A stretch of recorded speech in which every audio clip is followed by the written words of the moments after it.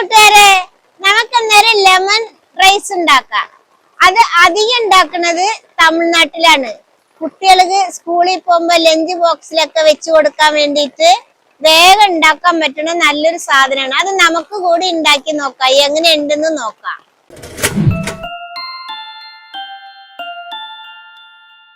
ഇതിന് എന്തൊക്കെ വേണം നോക്കാം. പ്രധാനമായിട്ട് വേണ്ടത് നാരങ്ങയുടെ നീരാണ്. ഞാൻ 2 നാരങ്ങ എടുത്തിട്ടുണ്ട്. അതിന്റെ കുരുവൊക്കെ കളഞ്ഞിട്ട് അതിന്റെ നീര് മാത്രം എടുത്ത് വെച്ചിട്ടുണ്ട്. പിന്നെ നമ്മൾ സാമ്പാർ വെക്കണ പരിപ്പ്, ഉഴുന്ന്, നിലക്കടല, കരിവേപ്പില, മല്ലിച്ചപ്പ്, ഉണക്കമുളക്, പച്ചമുളക്, ഇച്ചിരി കടുകും, പിന്നെ ലേശം മഞ്ഞപ്പൊടി, ഇത്രേ വേണ്ടിയുള്ളു. നമുക്കിനി അരി വേവിച്ചെടുക്കാം. ഞാനിവിടെ എടുത്തിട്ടുള്ളത് 2 ഗ്ലാസ് പച്ചരിയാണ്. തമിഴ്നാട്ടിലൊക്കെ വെക്കണത് പച്ചരിയിലാണ്. ഇത് പച്ചരിയിൽ ഉണ്ടാക്കാം, നല്ല ബിരിയാണി അരിയിൽ ഉണ്ടാക്കാം, ബസ്മതി അരിയിലൊക്കെ ഉണ്ടാക്കാം. ചട്ടി അടുപ്പത്ത് വെക്കാം.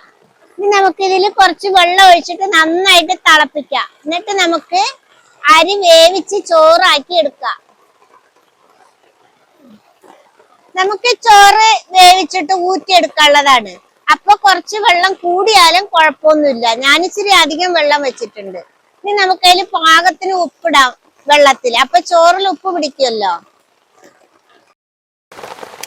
ഇവിടെ നല്ല മഴയാണ്, കത്താൻ കുറച്ച് താമസം പിടിക്കും.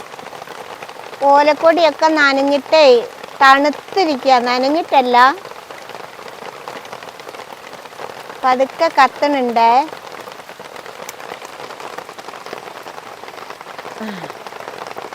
എന്തായാലും തീ കത്തി. ഇനി വെള്ളം ഒന്ന് നന്നായിട്ട് തിളക്കട്ടെ, എന്നിട്ട് നമുക്ക് അരിയിടാം. ഒന്ന് മൂടി വെക്കാം വെള്ളം. ഇനി നമുക്കിത് തുറന്ന് നോക്കാം, വെള്ളം തിളച്ചോ നോക്കാം. നല്ല വെട്ടി തിളച്ച് വെള്ളം. ഇനി നമുക്കിതിലേക്ക് കഴുകി വാരി വെച്ച അരി, ഇത് അരമണിക്കൂർ വെക്കണം അരി വെള്ളത്തിൽ കഴുകിയിട്ട്. എന്നിട്ട് നമുക്ക് ഈ അരി ഇട്ട് കൊടുക്കാം.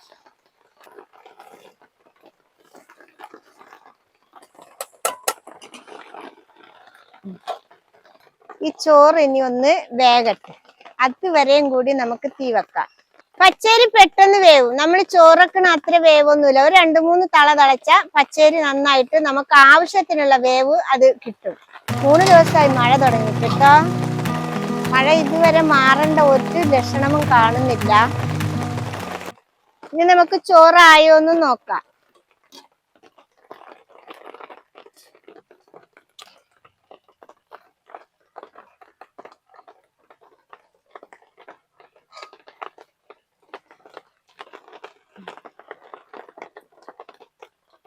ഒരു ലേശം കൂടി ആവട്ടെ.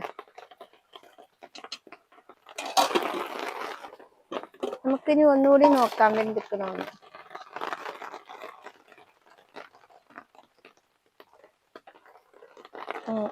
ചോറ് വെന്തിട്ടുണ്ട്. നമുക്കിനി ഇത് ഊറ്റി വെക്കാം. നമുക്കിനി ചോറ് ഊറ്റട്ടോ.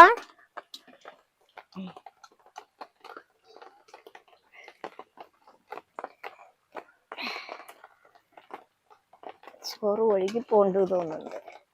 നമ്മുടെ ചോറ് റെഡിയായി. ഇനി അതൊരു 15 മിനിറ്റ് അവിടെ നിന്ന് ചൂടാറിക്കോട്ടെ. എന്നിട്ട് നമുക്കത് ലെമൺ റൈസ് ആക്കി എടുക്കാം.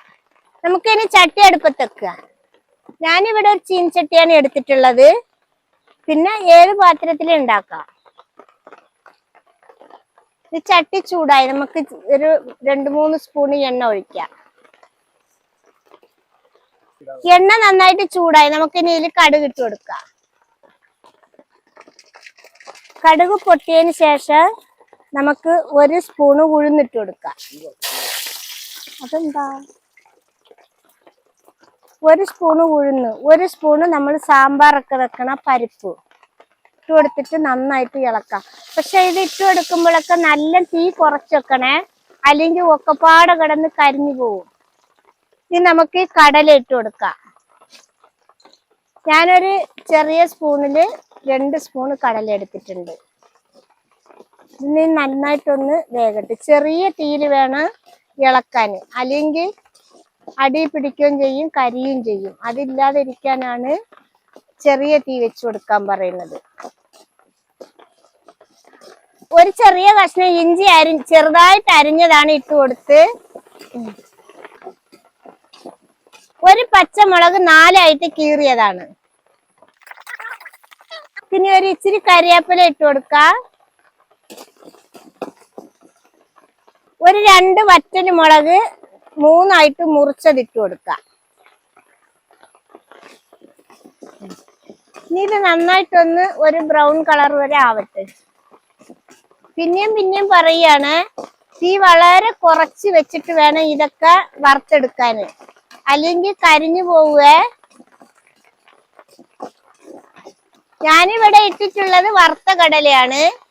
പച്ചക്കടലയും ഇടാം, അതിനനുസരിച്ച് വേഗണ വരെ വറുത്താൽ മതി.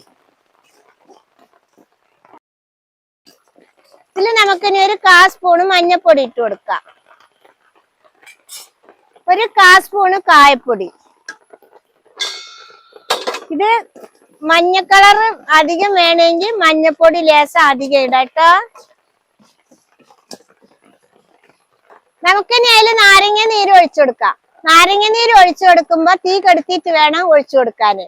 തീ നല്ല ഓറായി കഴിഞ്ഞാൽ നമുക്ക് ചോറ് കഴിക്കുള്ളൂ. കഴിക്കാതെ കയ്പ്പ് മാറാൻ വേണ്ടിയിട്ടാണ് തീ കെടുത്തിട്ട് ഒഴിച്ചു കൊടുക്കാൻ പറയുന്നത്. നമുക്ക് ഒഴിച്ചു കൊടുക്കാം.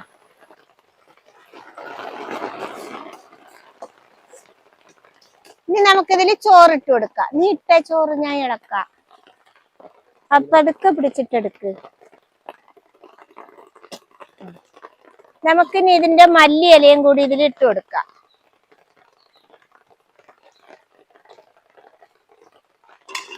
നമുക്കിനി ഇത് നന്നായിട്ട് മിക്സാക്കി എടുക്കാം.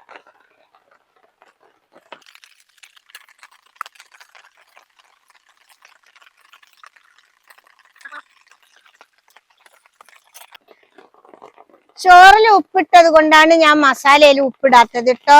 ഇനി ചോറിൽ ഉപ്പിടാൻ ഇനി മറക്കേ. ചോറിൽ ഉപ്പില്ലാതെ ഇരുന്ന മസാലയിൽ ലേശം ഉപ്പിട്ട് കൊടുത്താൽ മതി. നമ്മുടെ ലെമൺ റൈസ് റെഡിയായി. ഇത് നമുക്കിനി ഇറക്കി വെക്കാം.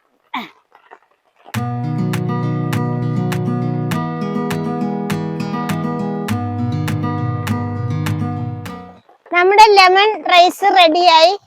ഇത് കഴിക്കേണ്ടത് അച്ചാറുകൾ കൂട്ടി കഴിച്ചാൽ നല്ല ടേസ്റ്റ് ആണ്. നല്ല സിമ്പിൾ ഉണ്ടാക്കാൻ പറ്റുന്നതാണ്. കുട്ടികൾക്കൊക്കെ, സ്കൂളിൽ പോകുന്ന കുട്ടികൾക്കൊക്കെ കൊടുക്കാൻ നല്ലതാണ്. വേഗം പണി തീരും. ഇത് എല്ലാരും ഉണ്ടാക്കി നോക്കണം. ഇഷ്ടപ്പെട്ട സബ്സ്ക്രൈബ് ചെയ്യണം, ലൈക്ക് ചെയ്യണം, കമന്റ് ചെയ്യണം.